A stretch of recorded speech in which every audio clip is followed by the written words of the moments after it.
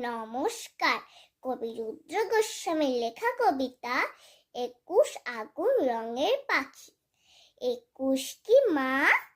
২১ ২১ একটা পাখির জন্মদিন। পাখি? ওর কি নাম, কি রং? ওর নাম বাংলা ভাষা, আর ওর আগুন রং। ও কোথায় থাকে? তোমার, আমার, আমাদের বুকের মধ্যে থাকে। আমার বুকেও আছে। আছে তো। ইস, ওর কষ্ট হয় না? উঠতে ইচ্ছা হয় না? ওরে তো, এই যে আমি কথা বলছি, তোমার দিকে উড়ে যাচ্ছে।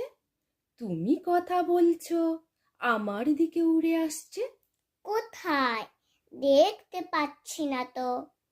এই যে তুমি নিঃশ্বাস নিচ্ছ, নিঃশ্বাসকে দেখতে পাচ্ছ?